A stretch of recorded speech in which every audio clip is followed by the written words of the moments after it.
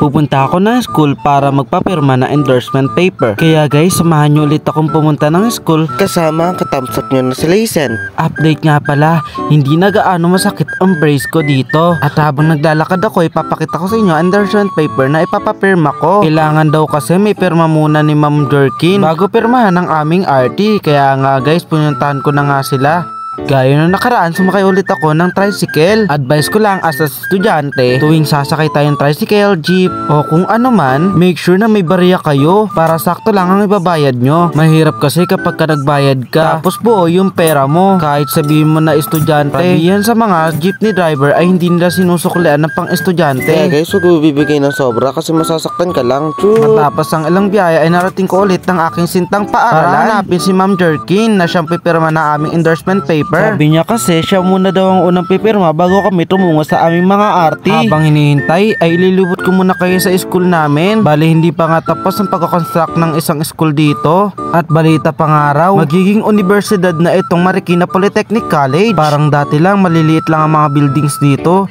pero ngayon makikita nyo ang sobrang gandang school. Ang mga bagong buildings dito ay hindi pa namin nagagamit. Matatapos na lang kami ng 4th year pero dun pa rin kami sa old na room. Kapag umuulan naman, makikita nyo naman na mahihirapan kaming maglakad dahil nga binabaha dito. Pero mapalad pa rin dahil may tulay kaming tinatapakan para hindi mabasa ang aming mga sapatos. Kasama ko nga ulit si Edgeline na isa sa mga nagpapatawa sa aking mga tutropa. A few hours later ay pumunta naman kami sa may room ng research upang ipa-approve ang aming nagawang research. Bali natapos na kasi namin yung chapter 1 to 3. At this sem, kailangan na namin ma-defense itong research namin. Na ipasa ko na nga lahat ng mga papeles at mga paperwork sa kanil ipasa. Kaya uuwi na ako ulit. Medyo nakakapagod nga lang itong araw na to dahil buong maghapon ako pumunta sa school. Makikita nyo naman yung pagmumukha ko ay sobrang pagod na.